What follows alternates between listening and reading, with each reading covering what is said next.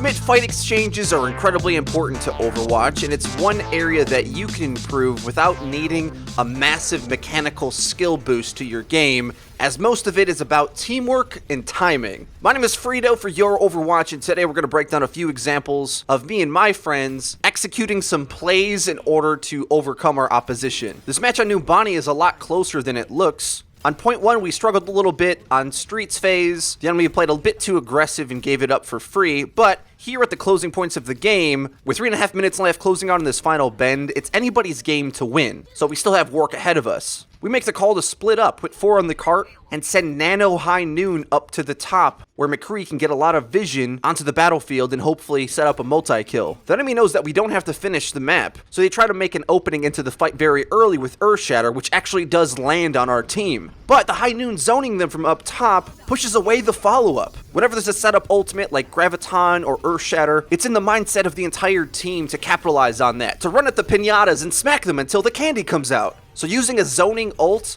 like High Noon from up top completely negated the play that they were trying to make with Earth Shatter, putting us on top of the ult exchange with that alone. On top of that, our McCree got kills with the High Noon, and then followed up with hitting some Nano Peacekeeper shots. And another sick play, as soon as our Reinhardt was able to get back into the fight, he slams down Earth Shatter immediately to save our McCree and close out this fight to keep pushing this cart. Now the question is, why were these ults being used the right call? Most importantly, our Lucio didn't pop Sound Barrier, a defensive ultimate. We popped all sorts of different other resources in order to fully win the fight, but not Sound Barrier, because we know that the enemy's still going to have one last chance to fight into us. The enemy soldier pops his sights, but with Sound Barrier on, the entire effect is negated once again. Now we have the momentum, we're pushing the cart, and they can do little to stop us. Winning ult exchange battles play out a lot like this oftentimes. There's one strategy where you try to just allow them to use as many ults to team wipe you and then go in again with a fresh team fight with ults in your pockets. But the better players and teams you play against won't over-ult. They'll always have some ults in reserve to be able to deal with your next push. So at some point, you're going to have to build an aptitude to have a good ult exchange. At lower levels of play, that just means they're ulting, we're gonna ult, everybody ults, explosions happen, and somebody wins. That's not what I'm advocating for necessarily. Do it purposefully, with different ground, or to try to utilize one ult to counteract another ult. I like to think of this as algebra. They're putting some ultimates into the equation, and you can try to balance it out with your own. Ideally, if you even get away with it, you break the rules of algebra, and you overcome their ults. They try to set up to do a play, and then you strike back to do a bigger play. It doesn't really matter if our entire team's on the ground on the cart. If we have a Nano McCree who locks onto his targets with High Noon in a millisecond, they can't feasibly run up to us to finish us off. Looking back at this team fight, you might ask yourself, what could have this enemy team done in order to prevent this from happening to them? Well, as many other videos I've explained, hit scan on the high ground is pretty good. If you give up the high ground for free and they make a play on you, good luck winning those fights, whether he had an ultimate or not. With me on Ana being able to pocket our McCree,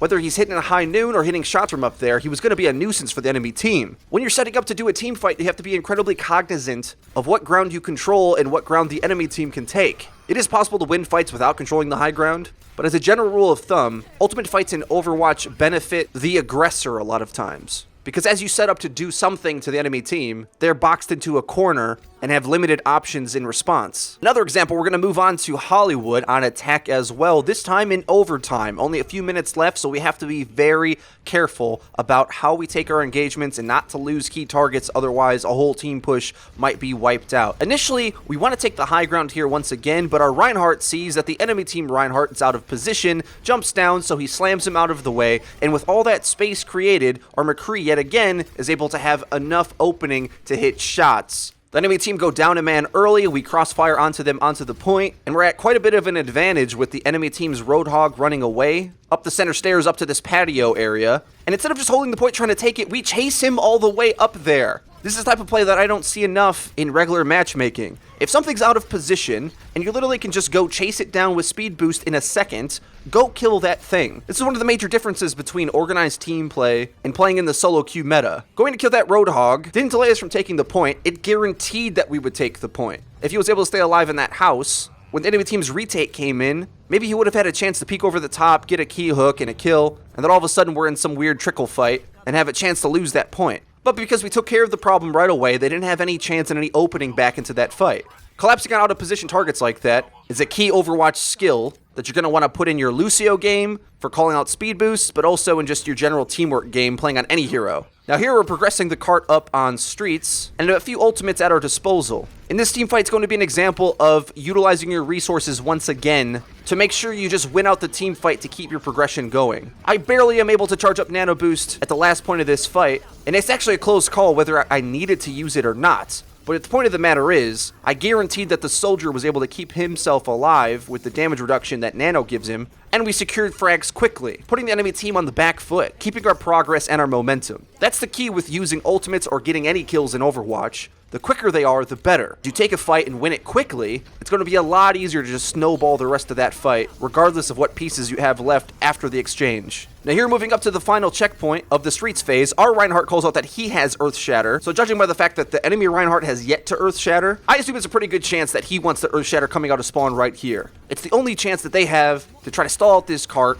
is to slam some ultimates into us and follow up and wipe us off. With that being the case, I make an aggressive move as Ana, knowing that if I just simply stand on the cart, I have a pretty good chance of getting hammered down. I slip behind the Reinhardt who's trying to land the Earth Shatter and put him to sleep. Hey, fun fact guys, did you know that Sleep Dart hacks Rein Shields better than Sombra can? Okay, sorry, enough jokes. The enemy team looks all out of sorts once I do this. They try to drop some ults, but they don't really have anybody to contest, and we get the checkpoint anyway. Here they just keep popping ults into our fight, but the thing is, our spawn is pretty close. So yes, if they do win this team fight, they can knock us off the cart and finally stop our progress. But that's unlikely to happen. They're doing it at all sorts of weird angles. And though they do get some kills here or there, we still have progress on the cart. We have respawn right next to us, and our Zarya's got Graviton in her pocket. Now we have a decision here. Do we use Grav immediately and wipe out these 3 stragglers, or do we try to save it to close out the point? We decided that it's better to slam the ultimate into them right now to secure those frags immediately and keep steamrolling this objective. Especially in overtime, if the enemy team get off any sort of ult combo and knock us off the cart, even simply just with whole hog pushing us off the cart, we can lose the game right then and there. When you're steamrolling an opposition in overtime and you have to stay on the cart, you need to do whatever resources to make a big play to keep that progress going. Because at any point, if they use their ultimates correctly,